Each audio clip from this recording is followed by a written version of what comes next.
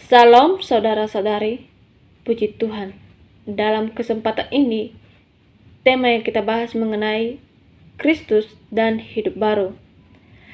Saudara-saudari, ada beberapa hal yang harus dilaksanakan dalam pengampunan dosa, yaitu pengampunan dosa. Hal pertama adalah dosa-dosa kita harus terlebih dahulu mendapat pengampunan agar memperoleh hidup atau hayat baru. Dosa-dosa itu harus diampuni dengan adil dan tepat. Kemudian baru dapat menerima hayat dari Allah. Beresan hayat lama.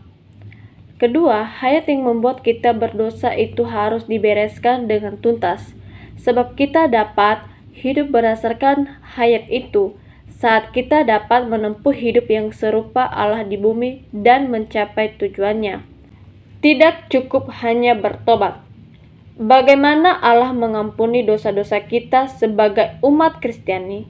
Ialah dengan tidak mengulangi lagi perbuatan maksiatnya, menyesali dengan sungguh-sungguh, dan memperbaiki diri di jalan Allah yang benar. Maka Allah akan mengampuni dosa hambanya. Hati nurani tidak melewatkan. Saudara-saudari, meskipun hati nurani sering tertidur, tetapi ia tidak pernah mati. Begitu hati nurani terbangun, ia akan menyadarkan kita akan dosa-dosa kita dan membuat kita merasa tidak tenang. Pengampunan Allah berdasarkan pada keadilan Allah. Allah tidak dapat dengan sembarangan mengampuni dosa-dosa kita kalau kita berdosa dengan sembarangan. Dan Allah mengampuninya juga dengan sembarangan. Allah bukannya tidak dapat mengampuni dosa kita, tetapi Allah hanya dapat memberi pengampunan atau keadilan sesuai dengan martabatnya. Bab kedua, orang dosa juga tersalib bersama Tuhan. Lingkungan menyikapi hayat kita. Saudara-saudari, apa yang terdapat dalam hayat manusia, yaitu bila mana batin manusia penuh dengan kejahatan, kedengkian, kebobrokan, dan sebagainya.